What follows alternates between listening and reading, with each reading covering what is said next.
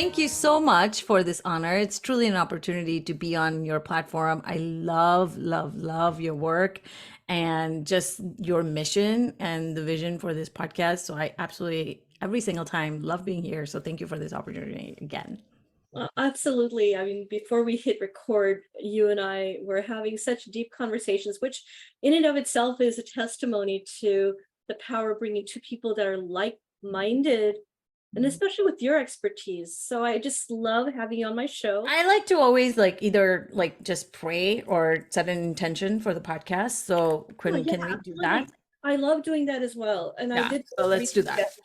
that. In you, it can be in your head, it can be in my head, but I mean, anybody who receives this podcast, I want them to literally be connected to so much love. May this podcast activate so much joy in their lives, so much abundance in their life, so much fun in their lives, and so much freedom in their lives. Every woman that receives the podcast, may this touch her heart, bring her so much light, bring her so many awesome tools that she can thrive and just be the most limitless and infinite version of herself as she receives this work from you and I. And may we be used as a vessel to, to for things to flow through into us, through us, that everybody that's meant to receive this will receive this and receive so much more from this. And may this be good for the highest good of everybody involved.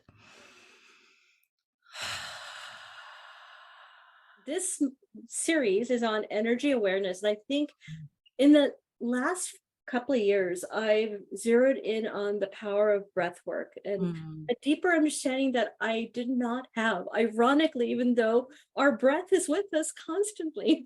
100%. It's the thing that we come into this world with, and the thing that, we die. That's the last thing we take when we transition. So, absolutely. Yes.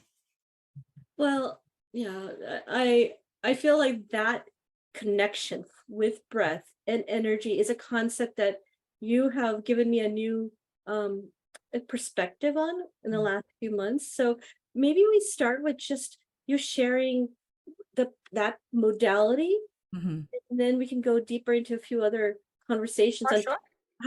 how to bring it into a daily situation. Absolutely. So the word breathwork means to me so many different things. Like when I came across this modality, I was not sure. I used to hear it as a buzzword on Instagram and all the platforms all the time. But growing up Indian, I used to pranayam was a big part of my life. Breath of fire was a big part of my life. Kapalbhati and all those things, right? But I was like, what is this breath work that everybody talks about? And then I researched it, and now I am like a certified practitioner when it comes to breath work. But it absolutely changed that 6 months of the certification program that I went through. And I went through pause certification. And basically, that modality is a trauma informed practice, because it, again, one of the things that it taught me, that all the things that it taught me was something that I was not living life by. It literally taught me that breathwork works, and the way you breathe is the way you live. And for me, what that means was, yes, we breathe all the time. We literally take approximately around 22,000 breaths a day. But unfortunately, what most of us don't do, or what I didn't do before this modality came into my life and I understood the depth of it, was none of those breaths were intentional. And I was literally living most of my life asleep and not conscious and intentional. So in as a part of this practice, one of the things that I do now is I'm very, very, very intentional. I'm not big on goal setting anymore, because it was like very hustle, masculine, forceful to me. But instead, I'm more in my body. Instead, I'm more connected. Like I have experienced high functioning anxiety most of my life. High functioning anxiety is not really uh what you call it, DSM diagnosis, but it's like it still impaired my life at times in ways that I was not the best in terms of my psychological well-being, and not the best as in I didn't know how to move through my emotions. I grew up in a household where we didn't talk about emotions, we didn't talk about mental health, we didn't talk about finances, we didn't talk about a lot of things, a lot of things. And as a result, I've been a mental health therapist for 15 years, And the way breath work helped, I wanted a self-healing tool that was very, I could use at my will. I could tap into the power of that. There is a whole thing that I can get into about breath work in terms of how it triggers your parasympathetic, your relaxation part of your body, your vagus nerve, your, all the things physiologically that it does. But if we're intentional and if we tap into it, there's also in the breathwork practice that I do and guide people through, there's also music and sound involved, because how healing is sound and music, and how it, changes our frequency and our vibration. And so it's like it's the music and the sound component, it's the intention component, it's really triggering your body's ultimate relaxation as you're being guided through this journey, so you can tap into your subconscious and reprogram and rewire your nervous system, so that way you can achieve the results that you want outside, but inside you live in peace and harmony and tap into that sacred feminine power that we all have within us, and it just has absolutely changed my life, because I now live it intentionally. I now know that I can tap into my power. I know that my emotions that live in my body and my cellular memory can be changed just through merely using my breath. So yeah. And what's interesting is, as you were talking about the number of breaths we take in a day, not being conscious, I am one of them. Although in the last few years of meditation, that Yeah. becomes a sort of an implicit part of the. 100%. Yeah. Yeah. Yeah. But what's interesting is, and you probably remember how do you say it? The stats around the number. Yeah. It's about the number of thoughts we have in a day. Did you 100%. know? Like The number of thoughts we have is like 60 to 70,000 thoughts a day. And one of the things that I've learned is through breath, I have learned that thoughts are a part of my, being human. It's about my mind. And I'm not my thoughts, I'm not my emotions. They come and they go. How do I observe them? How do I notice them?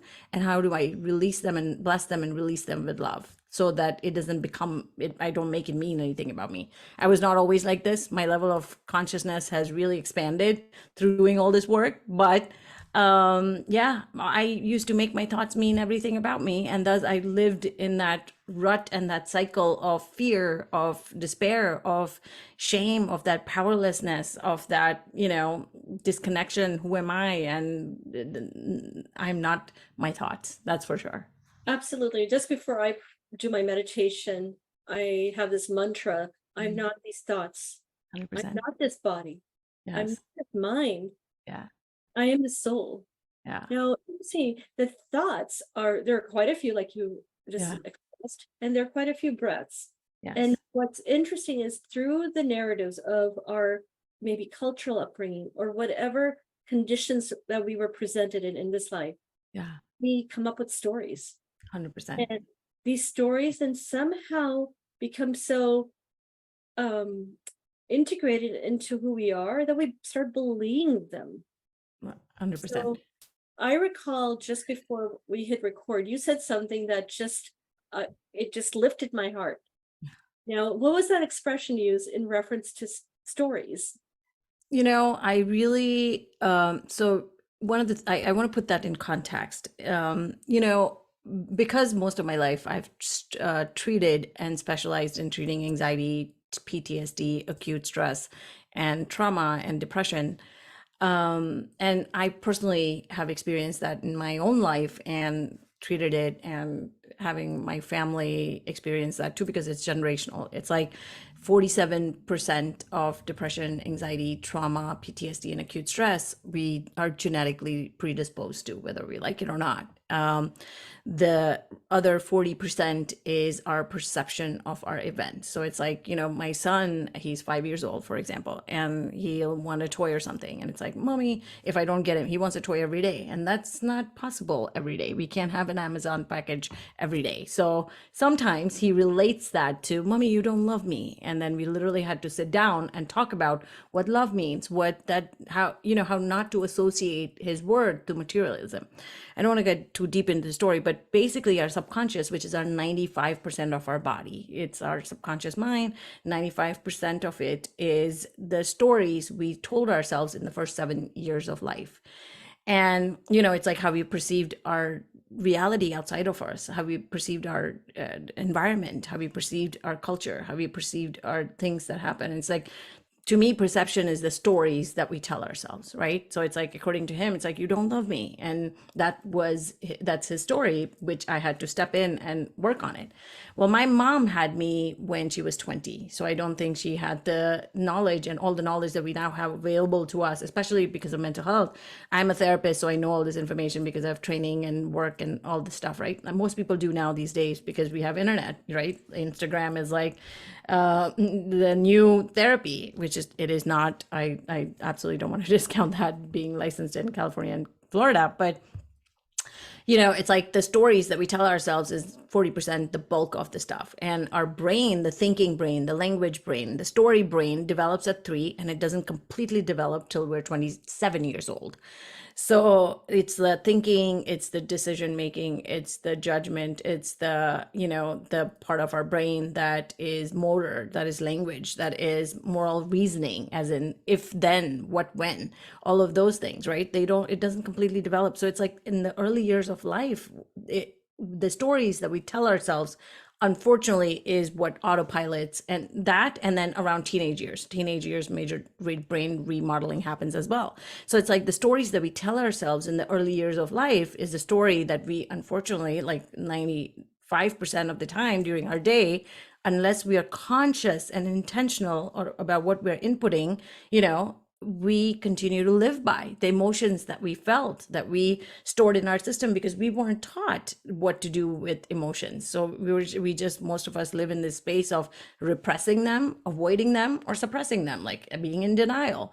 And that energy we store in our cellular memory. We store, and it exhibits itself as, a lot of time muscle pains, like aching here, aching there, back pains, neck pains. A lot of time, that's what I used to treat in a lot of my clients, because through all this, because I'm trained in NLP, I'm trained in hypnosis, I'm trained in EMDR, all these deep EFT tapping, deep energetic modalities, because our body holds our truth, our bodies hold our stories, our bodies hold the emotions that followed the thought. So if we don't know or are aware where our stories, and when we work on ourselves, when we do all these deep healing energetic modalities, we are releasing all of those stories that are not serving us and stepping into the stories that are now meant for us. So it's like my long-winded answer to what you were asking, but when we were talking about certain things, I'm very now, through this process and through this practice, I live life very intentionally. And as a result of that, it's like, yes, that used to be my story at one point, but that's not my story anymore. I have shifted from that identity to who I am today and who I will continue to grow. So what I'm sharing with you today might not be my story anymore 10 years down the road, or even 6 months, because I live life in 6-month increments. And it doesn't have to be my story anymore. And that is so profound, that phrase, that's not my story anymore, because we can't assume that we're locked. We cannot believe that there is hope, and we 100%. are expanding consciously sometimes maybe we are not aware, but that is why modalities that are like breath work, meditation, which are very much, I think, aligned, 100%. and journaling, all these modalities that we're now becoming more consciously integrating in our day-to-day lives, they become mainstream. I don't think 100%. it was not talked about. Like you were saying, your mother was 21. My mom was 21, 22 when she got married. Yeah. I think she was 23 when she had me. Yeah. And she had, probably between her and my dad, a good amount of colorful Yes. Yes. Their own traumas, right? Like the things that. yeah. And I recall multiple incidents, and you probably Yeah. remember my Yeah. backstory, but there were multiple incidences where at least there was this inner part of my child that told Mhm. me that this may not be the healthiest way to Mhm. manage this, but then Mhm. there was nobody else telling me around me like, yeah, Shilpa, you're onto something. But I would Right. see time and again something traumatic happen and it was never talked about. Right. And it's like again, even with trauma, there's like this big T trauma, which is, natural disaster or sexual abuse or death of a loved one or other like, major stuff like accidents and stuff like that, right? Like a surgery or terminal illness or something. And then there's small T trauma that really are just as important that, that impact us in terms of the actions, in terms of the way we keep playing small, in terms of the way we keep self-sabotaging ourselves, in terms of the way like the fear of success, the fear of failure, the fear like the perfectionism, the people pleasing, all of those like paralysis analysis, all of those things that we hear in terms of fear and anxiety are the things that we keep meeting up against when we are trying to expand, when we know that there is a deep inner part of us telling us you're onto something. Like intuitively we know, intuitively we are so connected, but not processing all these emotions that clogs, or it's almost like fogs our view of the clarity that we deeply have within each of us. We have, like, I truly believe that our body has so much wisdom and we can access that wisdom if we only allow ourselves to process through the emotions, to process through our stories, to process through what, to guide us into what we value now, what we desire now, what we want. And that is possible, but it can be possible if we don't work through some of the deep emotions. And one of the things, like, earlier in my, this is a perfect example of this is not my story anymore. One of my stories used to be when I was healing is hard, healing is painful, healing is difficult. And now I'm like, healing can be easy, it can be gentle, it can be very, not as, like, I don't like to use not as painful because then it's like our subconscious picks up the negative, but it's like it can be gentle and safe and it doesn't have to be difficult. But there are modalities that can do that. It's just that you have to find what's right for you and what is the story that you're telling yourself, because thoughts repeated over and over become our belief over time, and it's like that becomes our story, and that doesn't have to be our story. Our stories can change, as we expand, as we grow. And going back to energy, thoughts are energy, and 100%. how to become consciously aware of what frequency we're vibrating in our thoughts and the flow Yes. of thoughts. That's where meditation hel- 100%. helps. It Yes. majorly helps. Big H, 100%. base. Yes. And then tying that with the breath work, it Yes. gives it the power to then say, how will I now ground myself? How will I center 100%. myself? Yes. So for me, like breath work is meditation, but breath work is an active meditation. So I'll have a lot of people come in and they say, I can't do meditation because I can't sit still. Well, the idea is not to sit still. The idea is, like, one of the biggest things that I do, like when we drop into, so there's breath practices that you can do, or breath patterns that you can do, that if you do less than 7 minutes or less, you can absolutely do that as your daily maintenance, as to, tap into your intuition, as you can do to tap into your guidance, you do to energize you instead of a coffee, you do to just calm and ground. The breath work is for people who have tried meditation for years but can't, as in they're very active and they don't like just sitting, and that's okay. Some people don't like sitting, and that's, I have ADHD, I've never liked just sitting, but I've also been a meditator, and I know that it helps me just observe instead of, and tame my monkey mind, instead of attaching myself to everything outside of me and then suffering as a result of that. So, breath work is a very active form of meditation because it drops you into deep altered states. It drops you into deep states of relaxation, which is what essentially the idea of meditation is to drop into, like, disconnect your mind and just drop into your body, drop into your inner knowing, drop into your spirit, right? So if you do deep, like when we do longer than 7 minute journeys, some journeys last for 40 minutes and they're deep meditative journeys where you literally drop into, with the power of your breath, you just drop in quicker than, because some people get so like, because one of the things that we do as a part of these practice, like deep meditative practice, we start with mindfulness first. We start with just notice everything.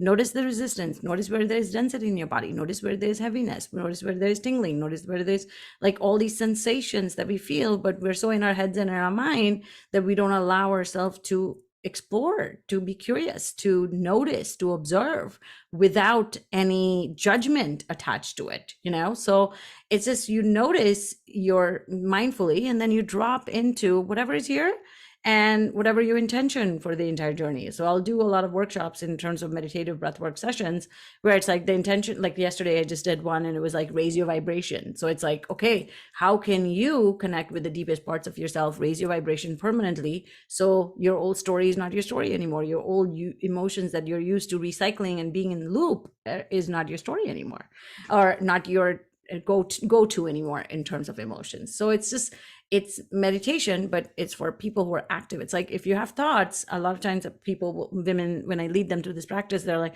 oh, I have all these thoughts. And it's like, don't attach. It's just stress leaving your body. Your thoughts are energy in motion. When you get quiet, it leaves your body. But if you're paying attention to it, if you're aware of it leaving your body, then it's healing. But if you're just on autopilot over and over, then you're just in this loop of addiction to emotional suffering. Pain, I think, is inevitable in this human lifetime.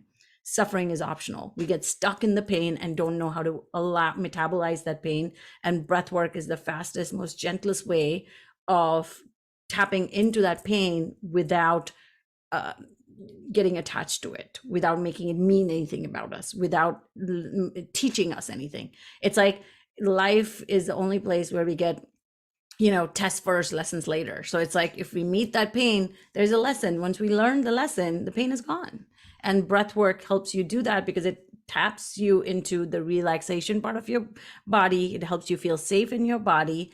And then you metabolize that pain, you learn from it. Like, okay, this is where my boundaries are violated. This is what hurts my feelings because I completely disagree with the way you are showing up and I'm showing up, with the way that I'm feeling as a result of all of these things that are happening, with the way that my inner child parts are showing up. They're freaking out right now, and let me pay attention to myself too.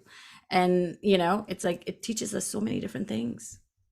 And in Gunjani, before we hit record, I was sharing some incident and reflecting with you that we go through these expansion states continually. Yeah. And I feel like there's a new version of me evolving every few months. Right. And, you know, and then we have some things we're still going to need to work through. So I mentioned some incident that occurred where I can stay with equanimity and calmness. Yeah. Yet this one particular individual in my life, Yeah. when they arrive, I do not necessarily manage my energy effectively.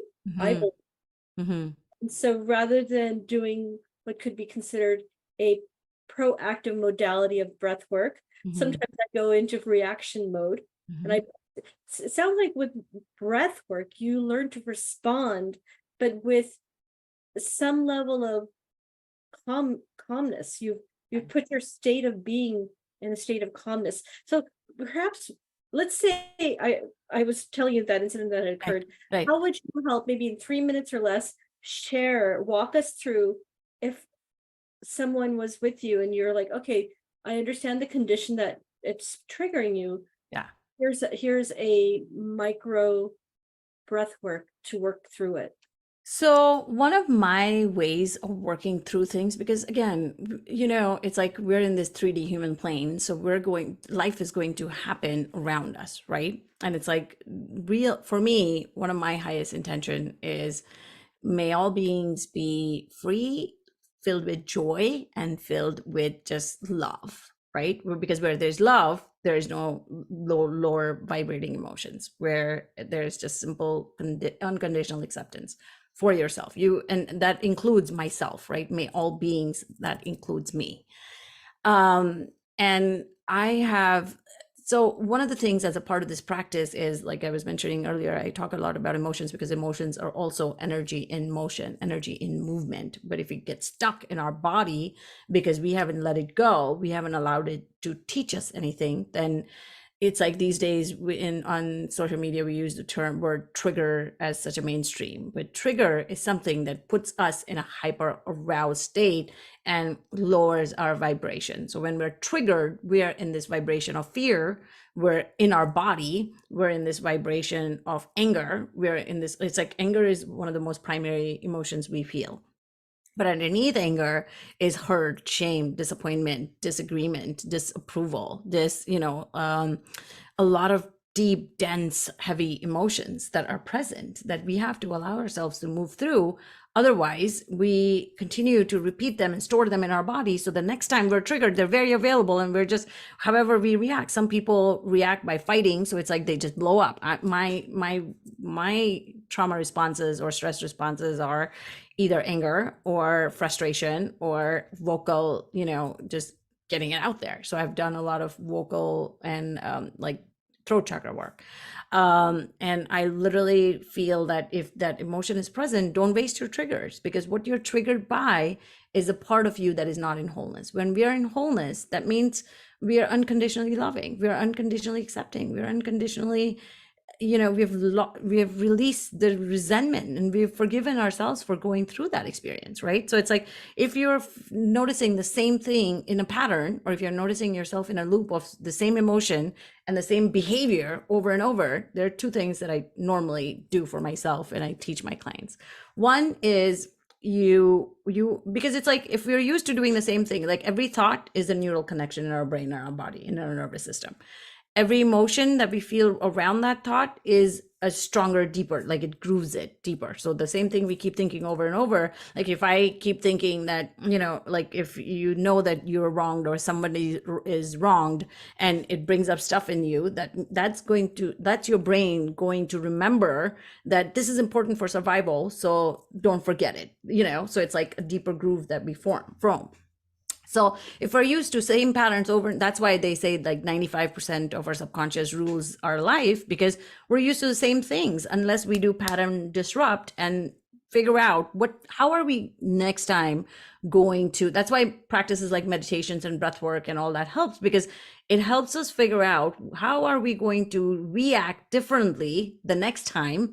But that has to be present in our body first. That practice has to be done in our body in this moment first. Otherwise, when you need it, you're in fight or flight. By then it's too, when you are in that fight or flight response or freeze response, some people just freeze and don't say anything and hold it in. And then they feel so resentment towards themselves for not being able to stand up and set boundaries. You set boundaries towards people and people don't hear you. There's inner child parts of you that are fragmented, that are not into wholeness, that wants to be seen, heard, and validated. So you have to do that work. But the person that you expect that from, sometimes they are not available for it. They don't have that level of psychological and emotional flexibility. But if you are in that growth mindset and you have that, then you have to treat your inner child the way you want to be seen. So I either prescribe meditation towards that or sitting with that child part, like literally just sitting there and breathing in and just like closing your mouth and just hissing, do hiss breath. So we call it snake breath. So you're literally, and just, you have to, so there's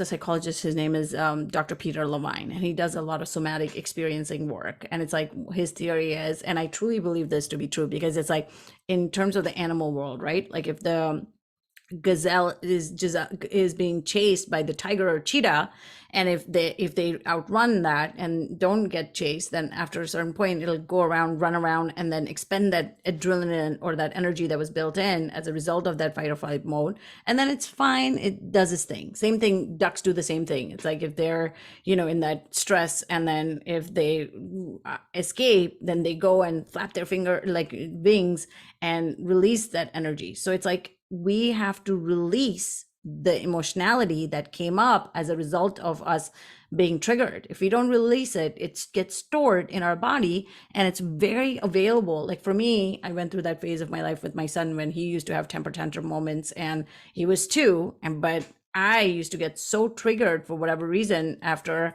we used to go into this power struggle back and forth. And I was like, something has to change. That's when breath work really helped me. And that's when I found this modality, because I was like, I'm about to traumatize this kid so much by just reacting so much, instead of me responding to my emotions, taking care of my needs, taking care of my inner children, doing these practices that somatically help me release this anger, resentment, frustration, disappointment, whatever I'm feeling, with my breath. So that, like, there used to be times where I used to be so, I literally had to reset my nervous system so much.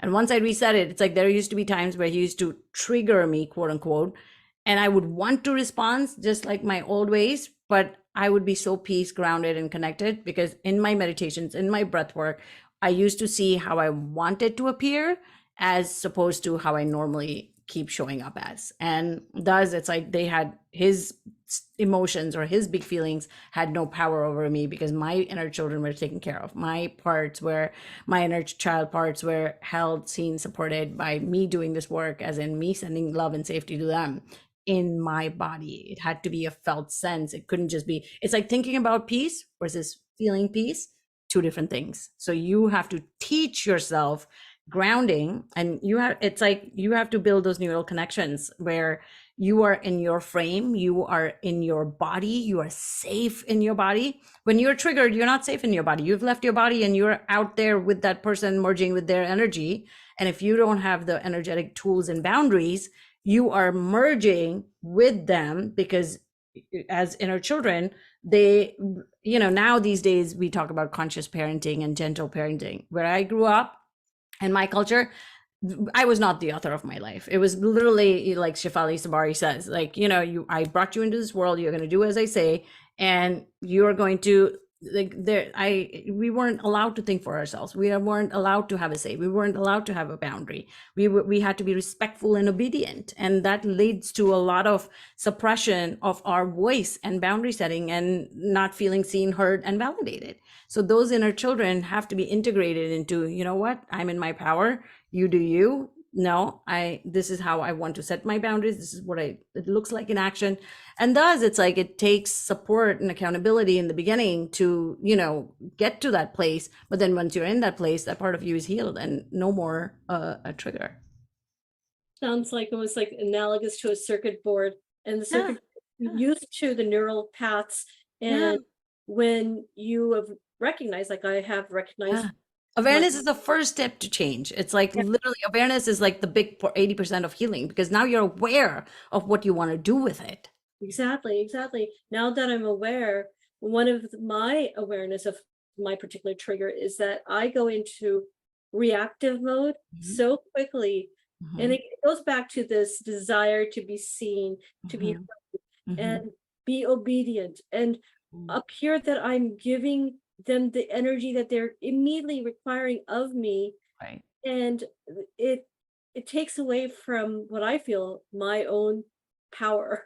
100%. And it's self-abandoning, right? We talk about self-love so much, and it's like self-love is really meeting your needs, meeting your inner child parts with love, seeing them with so much kindness, so much compassion. Like, you matter. Most of us were raised with so much giving, and self-abandoning, that we just don't realize that we have needs and they need to be met first, so that we can show up for other people as our highest self. Showing up and just being there and reacting is not our highest self.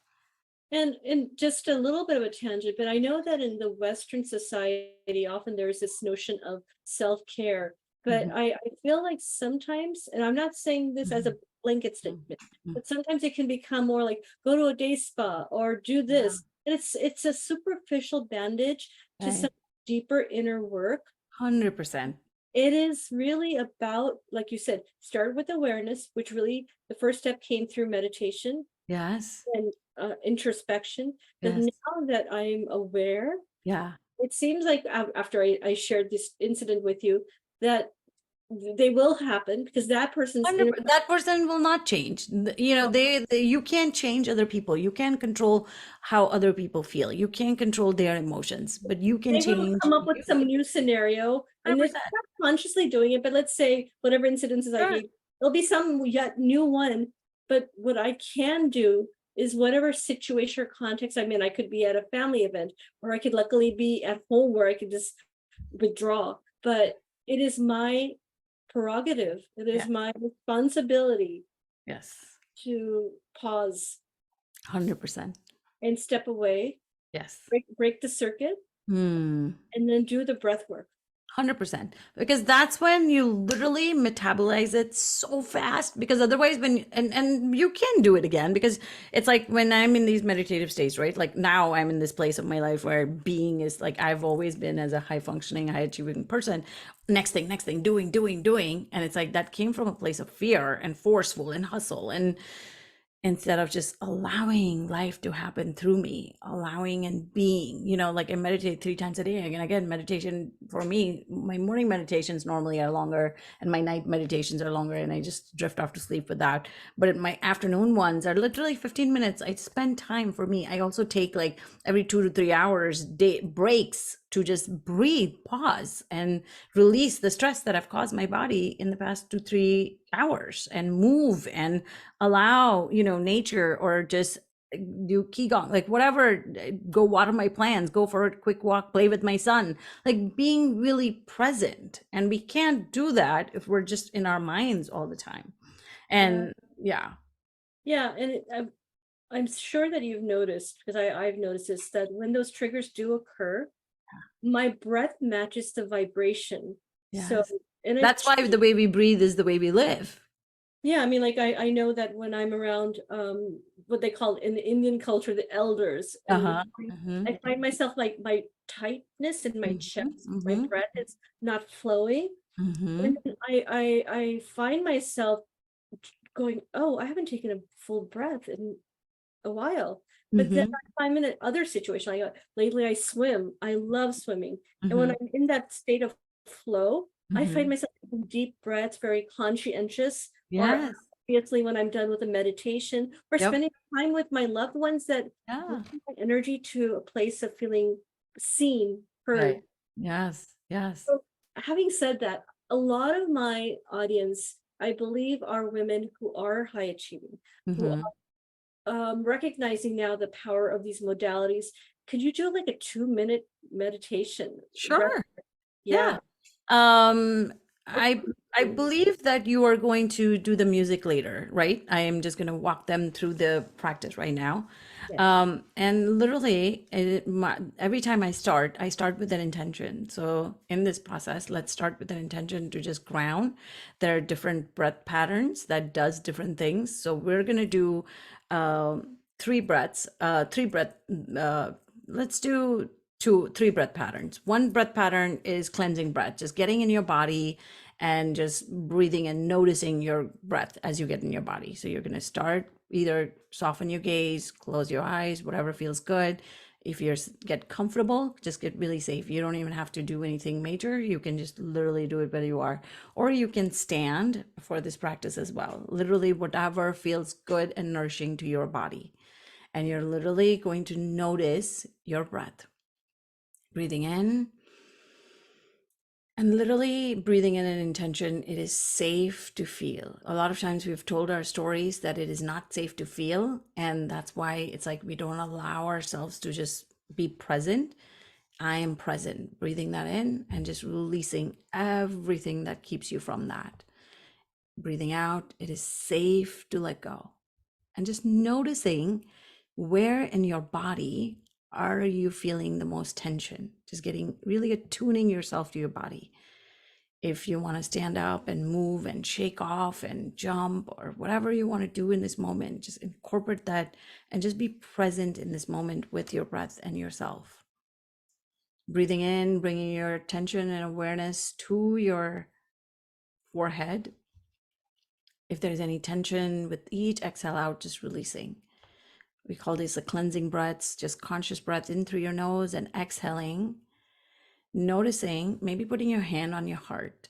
The Heart Math Institute has shown in terms of studies that when you bring your awareness to your heart, you expand your electromagnetic waves around you inside your body. It is so healing, it is so nurturing and nourishing. So with each breath in, Switching to a halo active breath, which is more conscious and a little deeper in through your nose, and exhaling forcefully everything, all the stress. And again, staying in your body's discernment. In this moment, if that doesn't feel good, that is not nourishing, I'm cue number 2, listening to your body.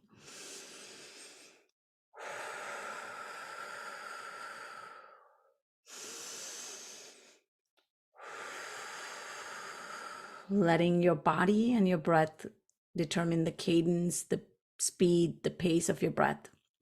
And noticing this beautiful blue energy ball in your heart space, just getting faster and faster. And with each count in, 5, 4, even going faster and feeling more relaxing, more grounding, releasing all that energy through your feet. 3, 2, 1, and feeling the most relaxed for your entire day. And just breathing all that air out.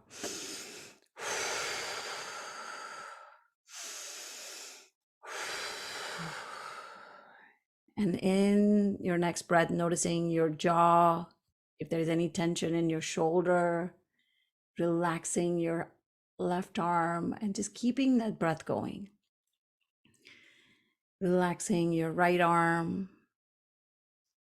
In your next breath, we're going to do a big breath in all the way, noticing your lower chakras like your spine, your abdomen, and your solar in your abdomen, and just holding your breath there.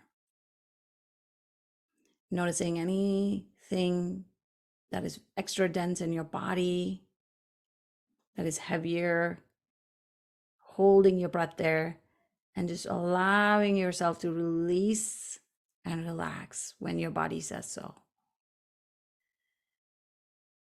Going back to the halo active in through your nose. I am guided. I am supported. I am grounded. And releasing everything else through your feet, noticing your glutes, any tension there, this beautiful energy in your left leg and your right leg, and just noticing and becoming aware and present without any judgment.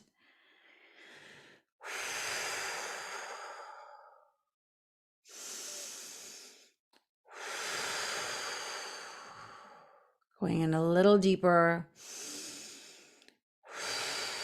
Each breath in is a fresh energy, fresh prana, fresh life force into your body, waking up 10,000 miles worth of your cardiovascular system, sending all this oxygen, all this fresh energy, releasing all the energy that is not serving you in this moment. Breathing in and releasing. And we're going to do one more bottom hold, which is our third breath pattern, which is in through your nose, emptying out your entire container and holding your breath there. For women that have anxiety, this literally takes all the energy from your head all the way into your ground for 10 seconds.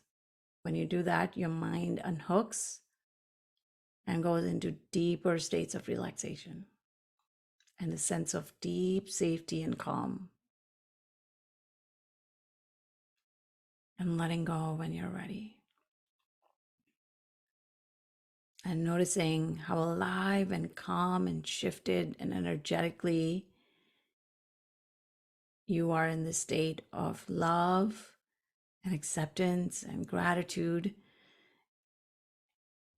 And then before we end our practice today, just noticing one thing, putting your hands on your heart and one on your abdomen, and just noticing one thing you feel appreciative of, that you get to breathe this next breath, that you feel alive, or one thing you feel grateful for. And just opening your eyes when you're ready.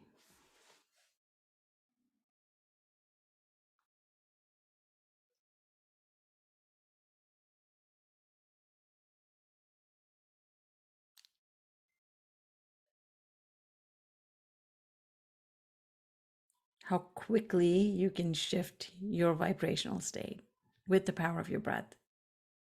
Sometimes you just need even half a second, 30 seconds. And the three stages you brought us through, it seems like towards the end, then you were releasing a lot of that energy that you were becoming aware of. 100%. We become more aware, we become more present, we become more safe, we become more connected to the love Mhm. and the source. Oh, Gunjani, you have so many modalities and gifts to give to the world, and I'm so grateful that you're here. Likewise, I my vision and my mission is to impact million women live the best version of themselves, whatever that might be, to live a life that is wired for peace and harmony and just joy and fun. I really, that never used to be my story because a lot of my early decades of my life were, oh, I was living in depression and didn't even know it. And I'm like, now that I do these guided practices, these deeper practices, this lot of healing work, I'm like, we are here to have fun in life. We're not here to be caught in our trauma or patterns or things that don't serve us anymore. And our way out to the connection to our highest self, to our future self, to God, to universe, to whatever nature, whatever that word is for you, is going within and tapping into our wisdom that is within us. All that we need is within us. Unfortunately, we don't know how to tap into that. And as a result, we get, we are stuck. We play small. We don't live as authentically as ourselves. We don't live as free as we could. We don't live as alive as we can in every moment that, that is possible for us. So I really think that, doing this work has changed me. And now I feel like I want to pay that forward and teach every woman to tap into our highest self so that she can live her full potential and not just keep doing the same things. Like, we're not here to just, work and pay bills and die one day.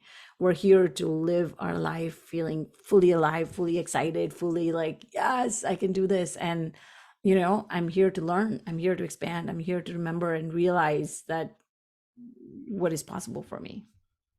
And to tune into your true self, your higher 100%. self, Yeah. which is a state of ever, ever going Infinite, limitless.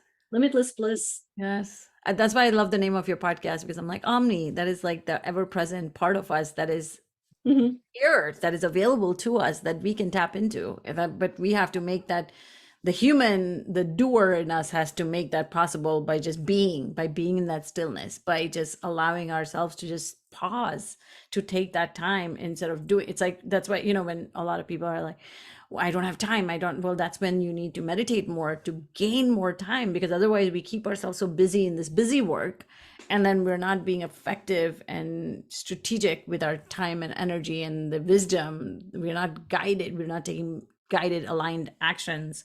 We're just operating out of our ego, out of our patterns, out of our not self, themes. External conditions, and then those conditions become the things that we think we have to respond to. 100%. So, absolutely, gaining the awareness of who you really are sounds like the path that you're giving to other people, the joy. 100%. And I'm still learning and I'm still expanding, and, I'm still switching my stories. And I truly feel like, like my things are like the three P's: peace, power, and potential. Like, that's all I want women to experience. When you are in peace with who you are, when you are in living in that freedom, you want to give, like, heal people, heal people. So I want to give so much to so many women that I come across, because, like, even through my work and through my being, if people are inspired, if there used to be times in my life that I didn't have hope at all, and I was like, what am I even doing here? Well, like, what's the point of all this pain? And I want to rid myself of that. And now that I'm awake, I'm like, what can I do to, wake other people up and share some of this wisdom that I've gained across through my own journey. And it gets to be easy, it gets to be fun, it gets to be, an adventure, it gets to be loving and safe and kind. And kind and loving, because I believe that the journey allows us to not only change our vibration, but also learn to be more empathetic and compassionate. 100%. And that starts with us first. Like, I used to self-abandon all the time and pour out of an empty bucket and give, give, give, give, give. And that served nobody. And then I realized, okay, when I am in my truest, highest expression, I show up so much nicer for myself and for my family, for my friends, for my community, for my tribe, and it's just like, when we take care of ourselves, we inadvertently impact others around us. Oh, wonderful. Well, Gunjani, I hope you come back. Thank you. Me too. I love being on your show. So thank you for having me. It You have truly so is a much pleasure. wisdom, And and for all of you that have been listening, because I know that your time is really very important. And I'm so glad that you were here, spent time with us, and hopefully you gained something from us and learned something from us. Yeah, check out the show notes, because Gunjani has a lot of powerful tools and services, and I would love for people to check her out. absolutely. Okay. Thank you. Thank you so much. Gunjani, until next time, Yes, absolutely. See you soon. see you soon.